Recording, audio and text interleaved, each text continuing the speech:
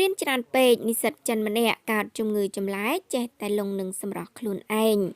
គិតថាខ្លួនឯងសង្ហារហូតដេកលេងលោកចាបរមម្នាក់ឈ្មោះលូជានិស្សិតឆ្នាំទី2ប្រចាំមហាវិទ្យាល័យជេងស៊ូប្រទេសចិនចាកើតមានអាការៈចម្លែកដោយតែងតែគិតថាខ្លួនឯងសង្ហាខ្លាំងដូចទេវបុត្រហើយស្រីៗក្នុងថ្នាក់ងប់ងល់នឹងសម្រស់គេគ្រប់គ្នា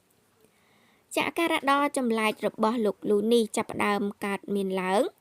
ចានៅដើមខែកុម្ភៈកន្លងទៅដោយសំបីតែពេលនៅម្នាក់ឯងរូបគេក៏មិនអាចគ្រប់គ្រងអារម្មណ៍ខ្លួនឯងបានដែរ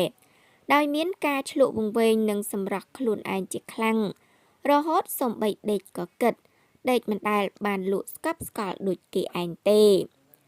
ជំងឺចម្លែករបស់លោកលូកាន់តែវិវត្តធ្ងន់ធ្ងរទៅចារហូតដល់ថ្នាក់រូបគេចាប់ផ្ដើមបង្ហាញក្តីស្រឡាញ់ទៅស្រីៗជាច្រើនក្នុងសាលាចានឹងថែមទាំងបង្កជាបញ្ហាក្នុងថ្នាក់ហើយបញ្ចេញទង្វើមិនគប្បីទៀតផងចារហូតមកដល់ចុងខែមិនិនាកន្លងទៅក្រុមគ្រួសាររបស់លោកលូចាក៏បាននាំគេទៅមន្ទីរពេទ្យដើម្បីទទួលបានការព្យាបាលហើយគ្រូពេទ្យក៏បានរកឃើញថាលោកលូមានជំងឺផ្លូវចិត្តមួយហៅថា Delusion of Love ជាក់ស្ដែងបើតាមវិជ្ជបណ្ឌិតចាលូស៊ីនជែវដែលជាអ្នកព្យាបាលលោកលូផ្ទាល់ចាបាននិយាយថានៅពេលដែលលោកលូមកដល់ពេទ្យលើកដំបូងគេតែងតែនិយាយដដែលថាស្រីទាំងអស់ក្នុងសាលាស្រឡាញ់គេគ្រប់គ្នាចាគេក៏តែងតែគិតថាគេជាបុរសសង្ហាជាងគេម្នាក់នៅក្នុងសាលាផងដែរ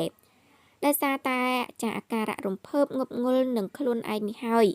ចាបានធ្វើឲ្យលោកលូបាត់បង់ការផ្ដោតអារម្មណ៍ក្នុងការសិក្សាចាតាមគ្រូពេទ្យបានបញ្ជាក់ដែរថាជំងឺចា Delusion of Love ជាធម្មតាតែងតែកើតមានឡើងនៅនិត្យាខែរដូវចាប់ដើមចាគឺចាប់ពីខែមិនិនាដល់ខែមេសាចាអាកាសធាតុប្រែប្រួលបានបណ្ដាលឲ្យកម្រិតអរម៉ូនក្នុងរាងកាយមានការប្រែប្រួលដែរធ្វើឲ្យមនុស្សដែលកើតមានអាការៈជំងឺនេះមានអារម្មណ៍រំភើបពុះកញ្ជ្រោលចានឹងក្នុងពេលជាមួយគ្នានោះអារម្មណ៍ផ្លូវភេទក៏កើតមានដំណើរគ្នាដែររហូតករណីធ្ងន់ធ្ងរអ្នកដែលមានអាការៈនេះបង្ហាញទង្វើមិនសមរម្យទៅលើចាអ្នកជុំវិញខ្លួនដោយករណីលោកលូនេះជាដើម